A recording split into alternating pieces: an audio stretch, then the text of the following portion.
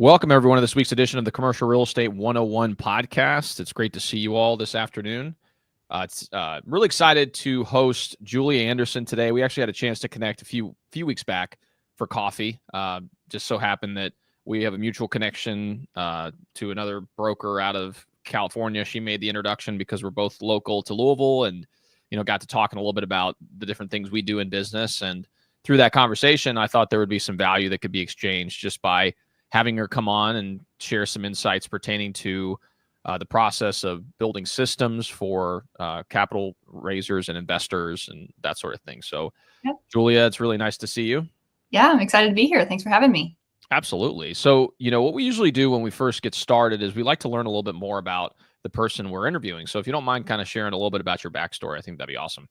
Yeah, definitely. So I am originally from Erie, Pennsylvania. I came to Louisville, Kentucky for school, go Cards, and I've been here ever since. So I actually started my career in a startup business, a restaurant and catering business in New Albany, Indiana.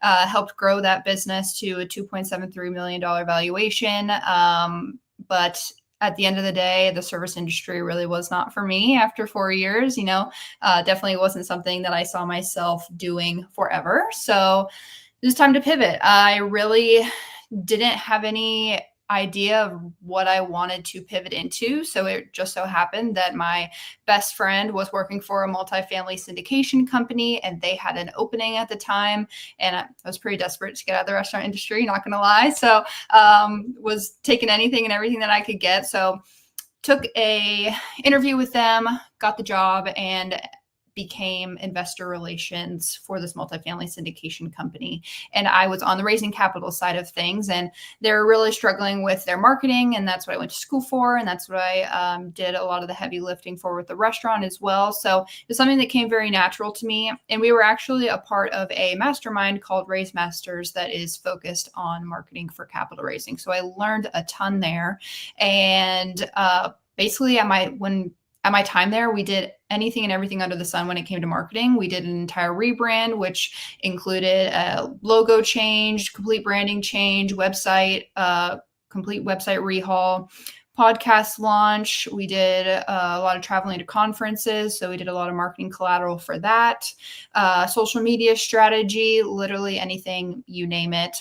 And really where that took me was being on those calls with the Raise Masters people. A lot of people were struggling with their marketing, because if you're wanting to raise capital outside of your friends and family from strangers on the internet, it takes a heavy lift in marketing. That stamp of credibility on the internet really needs to be there in order to build that trust and build that nurture for them to, hand you over a pretty penny. So that's what came natural to me. And so started Capital Catalyst. We're a team of fractional CMOs who have years and years and years of experience in the real estate industry doing marketing.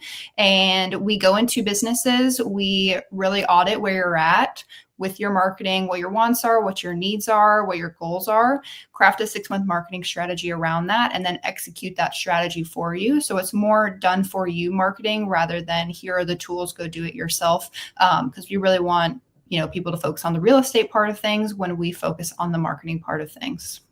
Yeah, definitely. That's great. A great point, because, to your point, a lot of people who get into the real estate space, they may understand the mechanics of the process of getting the building or doing the executables on the operations side. But when it comes to raising capital, many people don't have that experience. And I will say, just through my limited experience raising capital, and mostly through friends and family, even that can be kind of challenging when you're getting started, because again, you have to build that credibility of having results before people really feel comfortable handing over a significant amount of money to you. Right. And it's a lot of education too.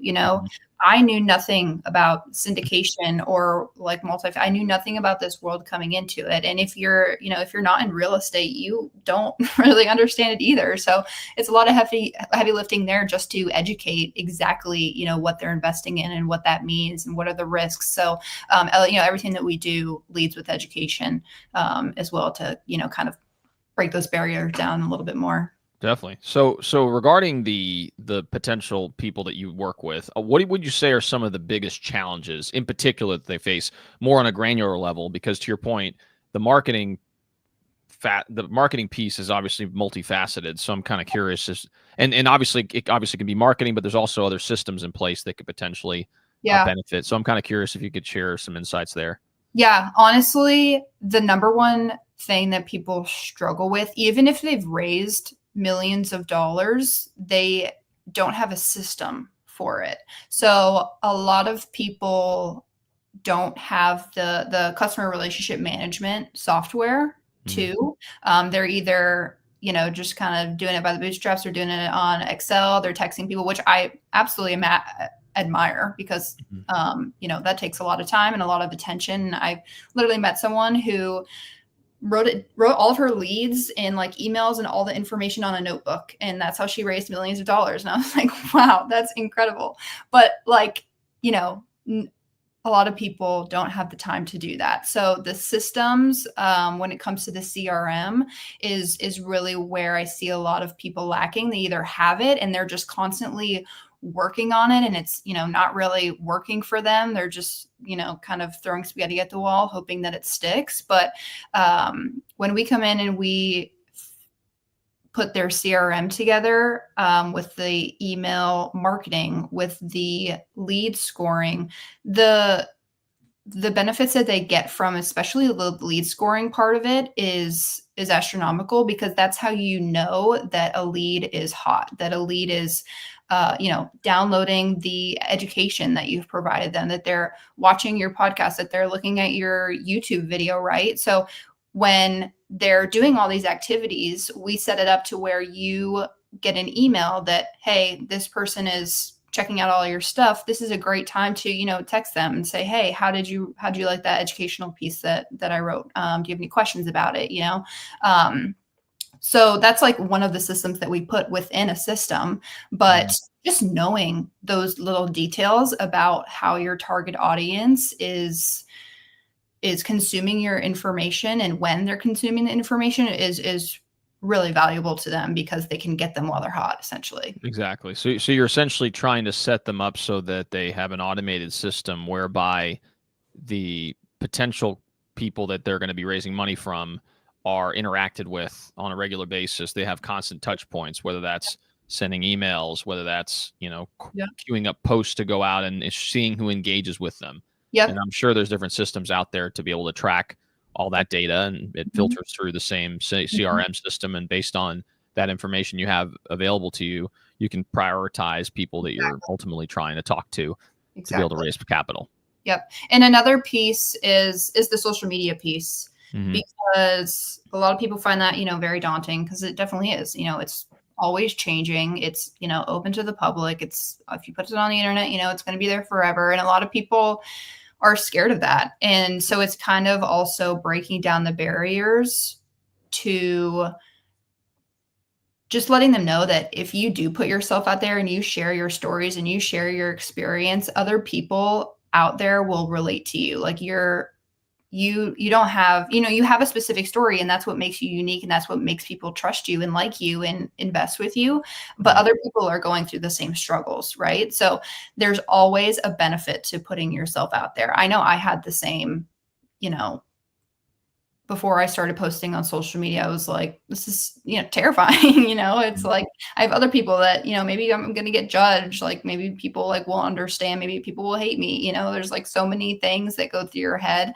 But I really just try and tell people that if you're authentic and you're yourself and you really go back to the stories that you have and just share those with people, people will cling on to that. People will love that, and people will like you for it. And they'll, ask you more questions. And that's how you build relationships. And that's the whole basis of this industry, and how you get people to invest with you is just relationships. And that goes, and you already know that, like everyone already understands that, like the way you acquire a building is very much similar to how you acquire investors. It all starts with building those relationships, with brokerages and brokers, and, vetting these people and showing the risks and looking at the deal and doing your due diligence. Like that's very much the same as it is with investors as well. Yeah. Yeah. And, to your point, I think that the importance of creating some form of medium that you can, connect with people on. So Yeah. stuff like this, like podcasts and such. One thing I'm kind of curious about is, how often do you see that, people that you start working with that they don't have really any presence whatsoever, Mhm. and you Yeah. help them craft kind of a story behind what they're trying to accomplish? Yeah, exactly. So, you know, with that kickoff call, that's like an hour and 90, or that's 90 minutes that we do. So we ask them a ton of questions. So we really get down to the nitty gritty of why, who they were even before they started this. Why did they start this? What is their end goal, like outside of the business, like Mhm. personally? What is your story? Really, like, what is your hero's journey? Because we we decide their target audience based on that. So if there's a lot of these people that didn't really start in real estate, is what I'm finding. Were either doctors, or they were in IT sales, or they were in insurance sales, and they found this avenue for passive income, right, where they're broken out of that golden handcuffs and they saw the light, and now they can spend more time with their family, and not have to be chained to that paycheck. Mhm. And so learning that story is how we craft like who your target audience is, and how we can share those pain points where other people will relate to you, and how, they'll get clinged on to your stories, and the things that you went through, because they're also actively going through those things, but you're on the other side of it. And so you're showing them, here's the solution, and I can help you, find that solution, and find the way and navigate through this weird real estate thing that we've got going on. But here are all the benefits, and here's how you can get out of those golden handcuffs, just like I did. So yeah, we're really like asking the questions to get down to beyond the real estate piece of it, beyond like the investment strategy, because it's really not about that. It's more about what your hero's journey is, and what the pain points are, and how you overcame them. Yeah, because that's what drives people to you Yeah. and connects them with you to a point where they decide to invest. Because two people can have the same type of investment, but if you have a connection with someone over another person, obviously it's going to increase your likelihood of actually working with them versus the other. So, Yep. prioritizing and making sure that the importance of this, of your strategy is that you're focused in on trying to provide reasons why people should work with you, and really just people just get to know you. I feel like, with the stuff that I've done for a while, I run into people all the time that I've never met before, but for whatever reason they saw a video of mine, or they saw an interview and they enjoyed it, and then I run into them somewhere and they're like, hey, I've been following you, or I saw an interview that you did, and it immediately creates that Yep. lowering of the barriers. Exactly. So I think some people underestimate the importance of building a personal brand like that, and Yep. it's obviously compelling, in particular when you're trying to raise money to do real estate deals. Right. So Yep. Exactly. You nailed yeah. it. So one of the curious things are, do you typically just focus on the multifamily space, or are you also working with other people who have been in other markets, and also other property types? Yeah, we work among the majority of asset classes. We work with multifamily. We've worked with hotels, hospitality, industrial, retail, oil and gas. So yeah, we can really work with anyone. We focus mostly on commercial real estate, rather than single family. However, we can still work with single family. But yeah, and we can work with anyone in the United States. So it's Yeah. awesome. That's Yeah. very interesting. Yeah, no, it's just good to know that perspective. So, somewhat to summarize, and also to kind of drive some points home, because really the audience members that are listening to this podcast are predominantly either they're in the commercial real estate space. It's Yeah. called Commercial Real Estate 101. We have a lot of people who are brokers that listen to the podcast. We have a lot of different real estate professionals, like attorneys and uh, Mhm.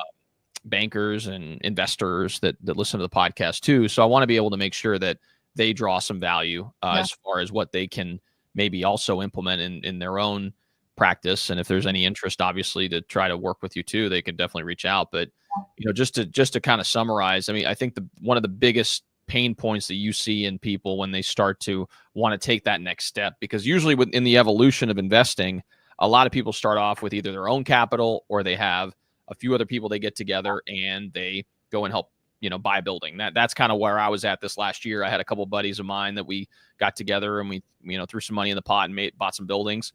And granted, that's a good way to start out in their career. But if you want to eventually scale in size, at some point you're tapping out on your resources. Even if you make a lot of money, at some point that well is going to dry up. So you have to be able to go out there and try to find other people that ultimately want to invest in real estate, but maybe they don't have the time. They have disposable income and they want to be able to put that money to work somewhere. So, that's the starting point. So for those individuals who are at that point where they're like, okay, maybe I have some real estate experience. I'm a real estate investor myself, or I've been a broker for a while and I want to start investing in real estate and want to raise some money to do it.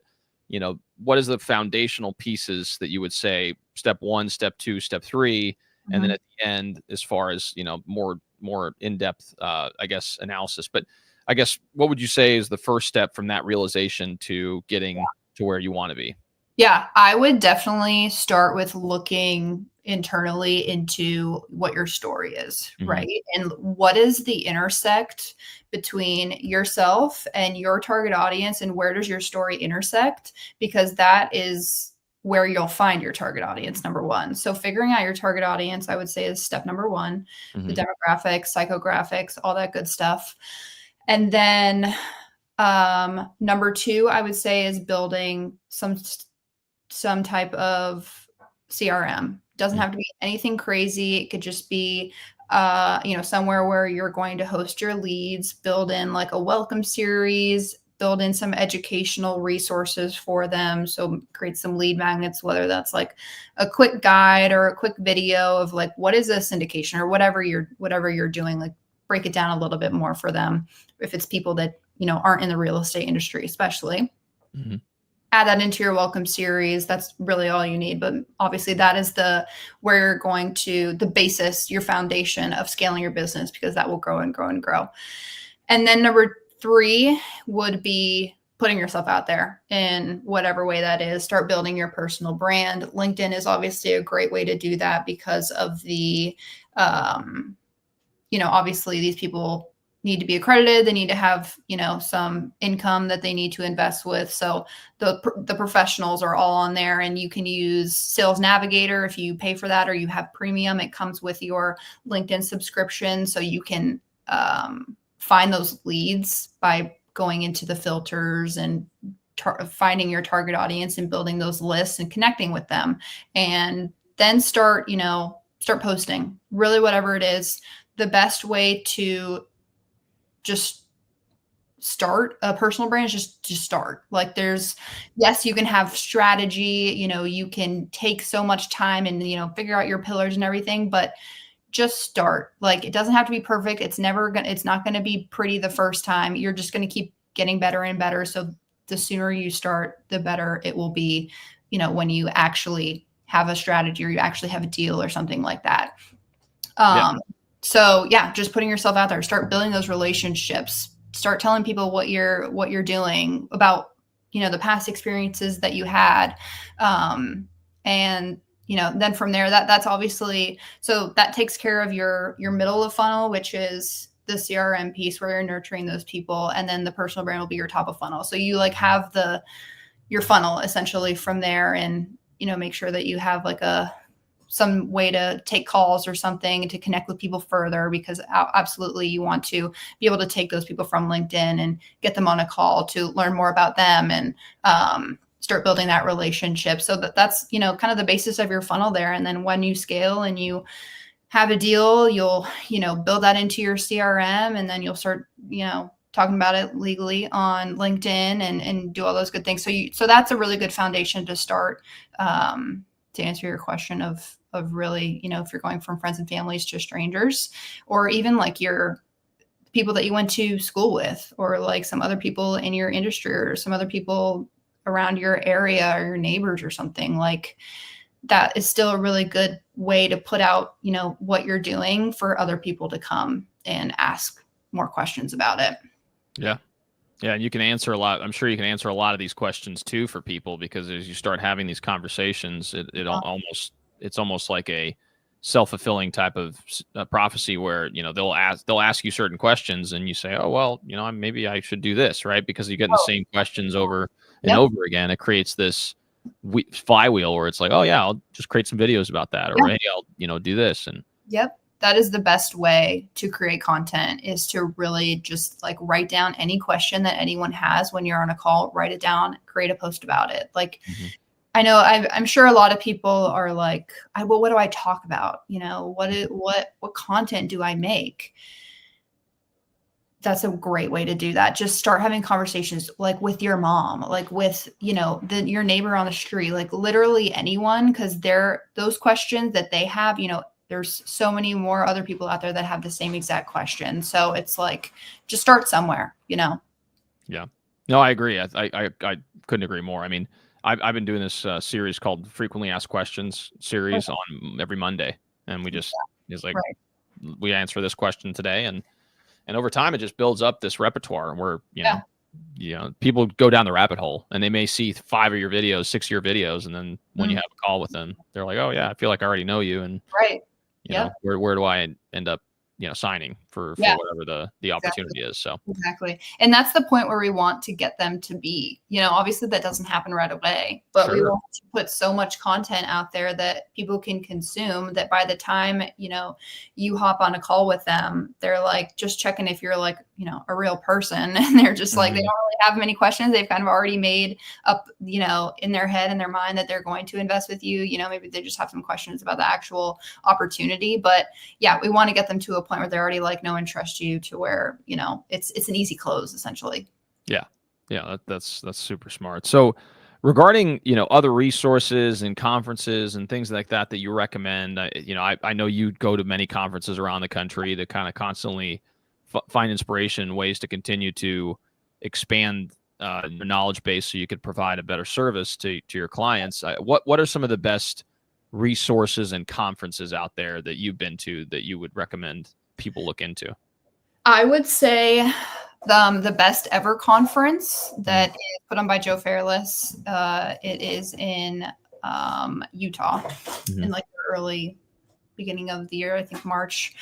That's a really good one. That has very much like high caliber of people. If you've been in the industry for a while, I'm sure you can meet a lot of really good people. And there are a lot of investors there too. A lot of investors don't go to these things. These are more like if you're wanting to find like a partner or something, or you're really like wanting to dig more into the market or like best practices on something, or you're struggling with something, like I would recommend to go to these.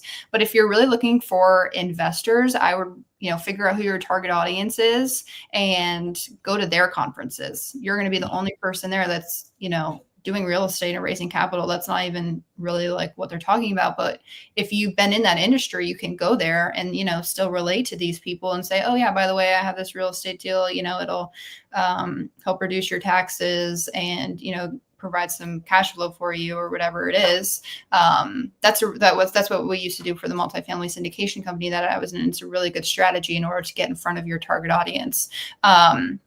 But also there's Raise Fest is one that I really like. That's put on by Raise Masters. That is in Phoenix.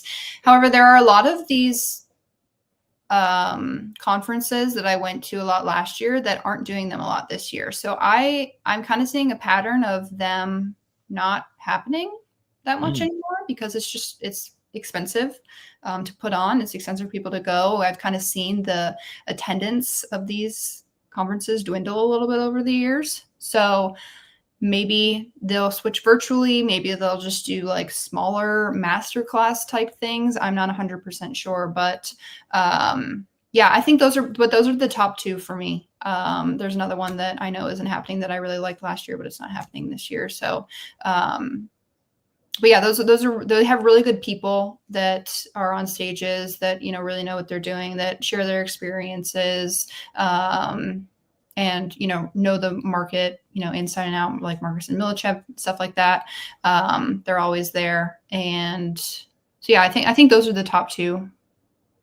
That's great. And do you, because you referenced some industry conferences. So I mean, the strategy that you all employed, I'm assuming would be going to like a medical conference or a Right. attorney conference or a Yeah. CPA conference or something like Yeah. that. Exactly. Yeah. That's Yep. smart. That's a Yeah. very unique idea. And we've tried to do something locally with different service providers that are kind of referral partners for us. So we engage with attorneys or bankers or CPAs, and it creates this funnel where they can feed you opportunities for Right. brokerage. I know on our end, but obviously on the investing side, I didn't even think Yeah. about that, which is really smart. Yeah. Yeah. That's huge. I mean, for my business personally too, like I have so many referral partners, like a whole list, and so, and also going to, like, for example, I'm just thinking of the doctors because that's what I used to do, but you could go to, like, provide a lunch and learn for these types of people for your target audience, and always provide lunch because they'll actually come if you bring food. But yeah, putting on something like that for, like, because it'll be one to many, but that's such an engaged audience. Like, they're right in front of you. You can see them, you can meet them, you can talk to them later, put up a QR code so they can, get into your funnel, into your CRM. But Lunch and Learns is also a really good way to get in front of your target audience too. That's a good one to one. Well, more one to many, sure, but to your point, you can get on a one-to-one level with them and kind of Yeah. physically meet them. And some of those lunch and learns too. I mean, obviously, you could be presenting information about these opportunities, but then you can also have another person come in, maybe an attorney or a CPA, and do like a panel where you can add a ton of value, because it's like, okay, well, if you have any legal questions, here's an attorney. If you have any tax questions, here's your CPA. He's a CPA, and they can kind of give you an idea of why investing could be beneficial. So it's a really smart strategy there for sure. Definitely. And then one last question before we open the Q&A. I kind of wanted to get your take on, any other topics or advice that you'd like to share with the audience that maybe I didn't cover during this interview. Ooh, that's a great question. I don't think so, but I guess there is something that I've, like, noticed, kind of a pattern, is that a lot of people go into, like, these mentorship groups, right? 'Cause a lot of those out there, and they're wonderful. That's how I learned a lot too, and it's great for networking and stuff. But I think a lot of people, how do I say it? I mean, there's definitely a lot of different ways that people can find value from it. But I feel like if you're in there for too long and you're kind of getting to a point where you have analysis paralysis, or it's kind of like drinking from a fire hose a lot of the time too. If you're in one of those, just make sure you're executing and executing and executing, because I've seen people that are in mentorships and stuff like that have been in there for years and years and years, but they don't have anything to show for it, if that makes sense.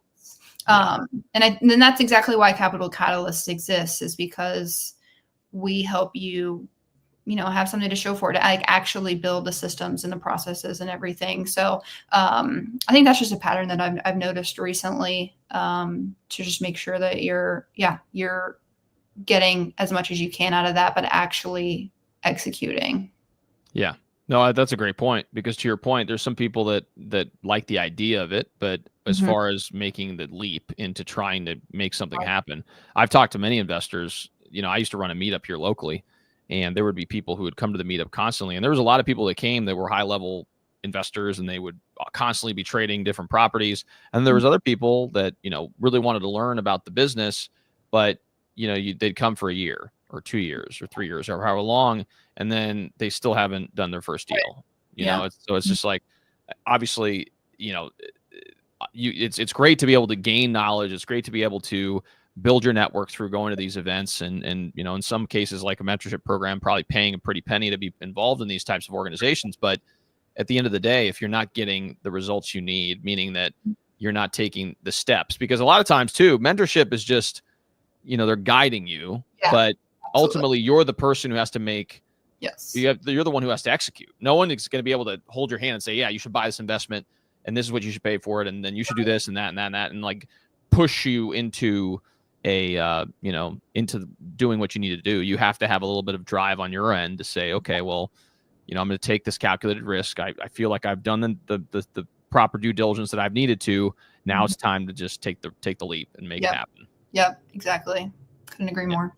Yeah. So that's some great advice. I've really appreciated the insights you shared thus far, Julia. So what we're going to go ahead and do is we're going to open it up to Q&A. So if you guys are watching this, please type away. If you guys have any questions pertaining to the process of raising capital for investing, it is a unique topic and one that is very interesting on my end. I mean, like I said, I've raised a little bit of money through just friends and family recently, but we're going to be working at some point in the near future to try to build out a system to scale the capital raising effort so we can take down different projects. Because to kind of what we alluded to before, at some point, your income is capped, right? So at some point, you're gonna, even if you make a lot of money, you take that money and distribute it, and now it's not there anymore. And real estate's so capital intensive.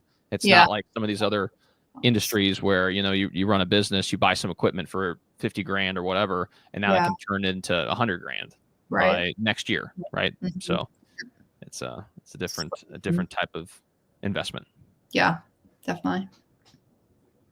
In the meantime, do you have any books or any other types of resources you would recommend? I'm a huge book reader. I actually just finished The Road Less Stupid by Keith Cunningham. Mm-hmm. It was really good. I actually listened to it. I highly recommend to actually get the physical book because it's very heavy, and it's basically, it gives you the questions in order to move your business forward, I think. So I think it can literally work for any business. It's kind of just like, get your head out of your butt and actually start doing and thinking and to kind of get out of that analysis paralysis as well. So that was a really good one that I just finished. I really like something that's I'm super passionate about that I didn't realize until I got into this industry. What is the investor relations piece, and really caring about your investors and how you can show them that you care while it being a system and a process and building that out. That's when I do build out, these marketing departments for people, that's a huge thing that I put an emphasis on. Like, how can we, systematize and automate quarterly check-ins and like updates, but also do like the personalized stuff, like really get to know them for who they are as people rather than just like a check, So for that, Brittany Hodak is really good. It's a book called Creating Superfans. It's not very specific to like real estate at all. But it just has really good tips and actionable things that you can do in order to really make sure that you're building out your investor process to create happy investors, and which is, happy investors are repeat investors. Happy investors are people that send you referrals, so, and ultimately will translate into more capital and more money. So I really like a lot of her stuff. She has some really good ideas, and it's like a really easy read, and she's pretty funny. So I just like her writing too. Yeah, no, I need to check that out. I haven't had a chance to read that one.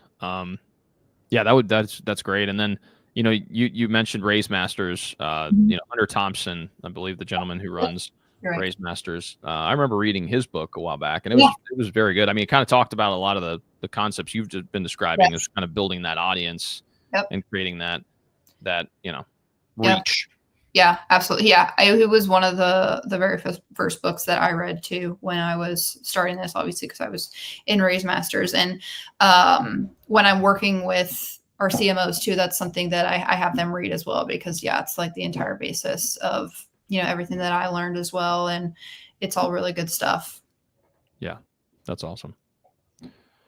Well, Julia, looks like you've answered all the questions. I really do appreciate your time, taking the time to me. It was great to be able to connect with you a few weeks ago, and I'm looking forward to staying in touch. And who knows where paths go. You never know who I'll be able to connect with you, and you'll be able to connect with other people in the network and stuff like that. So it was great to be able to connect. But if people want to learn more about you, your services, and just kind of just connect in general, what's the best way to do that? Yeah, I'm on LinkedIn. Definitely, that's the best way to reach me and to connect with me. I post every single day, Monday through Friday. So I post a lot of tips and tricks for marketing, for mostly social media stuff, for capital raising, email marketing. I try and kind of cover everything along the funnel, but post a lot of stuff there. So that's definitely the best way to reach me and to connect with me. Awesome. And we'll make sure to include that in the show notes as well. So if you guys are watching this on YouTube, it'll be in the description. And if you guys are listening to this in a podcast format, whether that's Apple Podcasts or Spotify, please check the description. We'll be able to make sure that her information's in there so you guys can reach out. But Julia, really thank you again for being part of the podcast. It was great to have the conversation. I think that the audience did gain a lot of value from the discussion. Again, if you guys are watching this on YouTube, please like and subscribe. It makes a huge impact on our ability to reach a broader audience. And if you guys are watching this on either podcast, whether that's Apple Podcasts or Spotify, please leave a 5-star review. It does make an impact in our reach, and we really do appreciate it. So thanks again so much for tuning in, and we'll see you all next time.